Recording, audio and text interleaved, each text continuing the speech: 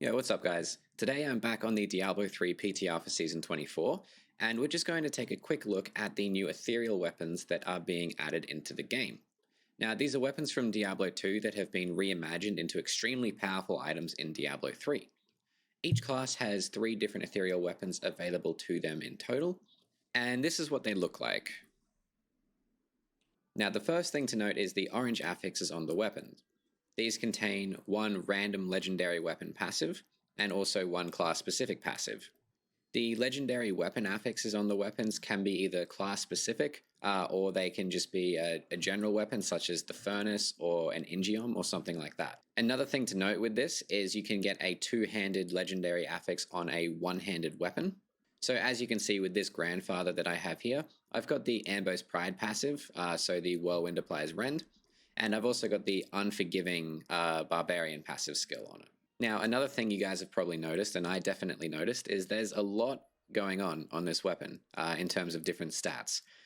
Now, as I said, there are 3 different weapons for each class, so each different weapon has a different set of stats, but they will be the same stats on every single Grandfather you get, for instance. So, for instance, if I get any other Grandfather that drops for me, it's going to have these same stats, obviously just with a random roll. Now, the third thing to note is every ethereal weapon that you get will be ancient, so that means that it will work for the legacy builds. Now, the last thing to note is they currently cannot be rerolled. All you can do is add a socket into the weapon. So let's just quickly take a look at all 21 ethereal weapons that are coming in Diablo 3 Season 24. I'll just hover over them, and if you do want to see the stats, feel free to pause the video. So first we have the Barbarian weapons.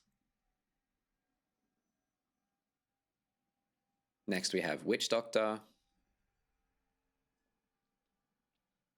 Moving down to Crusader.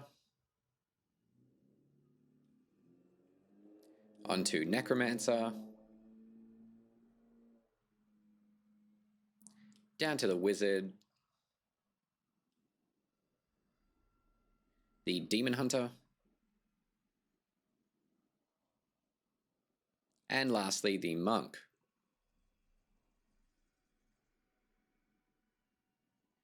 And as you can see, they do look pretty cool when they're dropped on the ground. Now let's just take a quick look at the difference between the two-handed ethereal weapons and the one-handed ethereal weapons.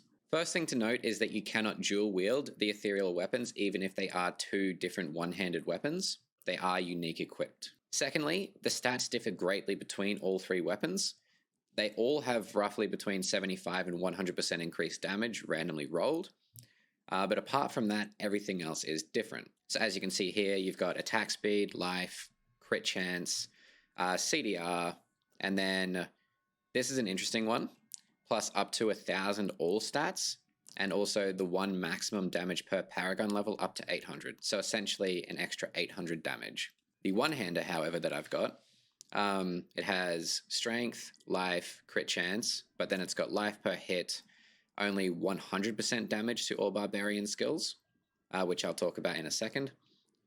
And then you've got elite damage affix on it as well. And then the final barbarian weapon actually has a lot of elemental damage on it. So you can see the cold, fire, and lightning, attack speed, elite damage, again 100% damage to all barbarian skills, CDR, and killing an elite pack increases movement speed by 30% for 7 seconds. So now the main thing to note is that the two-handed weapon gives you plus 200% damage to all barbarian skills, and the one-handed weapons only give you 100% damage to all barbarian skills, or, class skills. Currently, two-handers seem like the way to go, as they do have a 200% increased damage to all class skills. The one-handed weapons only have a 100% increase, and as I said earlier, you cannot dual wield them. That being said, if you do choose to dual wield, it opens up a 3rd kind of legendary weapon slot that you could use in the cube, similar to Season 22's extra cube slot. Now, as an example of that, I can put my Doombringer on, which has the Fury of the Vanished Peak passive on it. Now, that is a 2-handed weapon.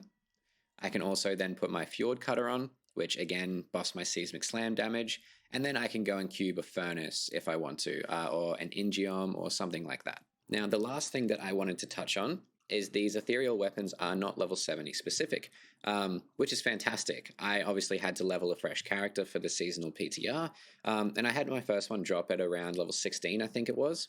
And because these weapons are so insane with the stats, it actually let me do, I think, Torment 3 or 4 with just the weapon equipped for a good 20 or 30 levels. So it really helped speed up the leveling process, which I think is going to be fantastic. Leveling at the start of a season, can be kind of slow and tedious. And now, so far on the PTR, it's only been out for a couple of days, and there's already people clearing up to around 140s, and that's only with them being around 1,000 Paragon, not really any augments or anything. That's all thanks to how strong these weapons are. So I think if ethereal weapons go live like this, it's going to be a huge benefit to casual players and solo players, people that don't have the time or means to just play the game continuously and just farm gear. I think it's going to allow them to be able to push higher keys that they may not have been able to in the past, which is a welcome change in my opinion. And that's it, guys. That is the new ethereal weapons that are coming to Diablo 3 Season 24. Please let me know your thoughts on the ethereal weapons down in the comments. Let me know what you're looking forward to, what combos you might come up with, and what builds you think might shine going into the new season.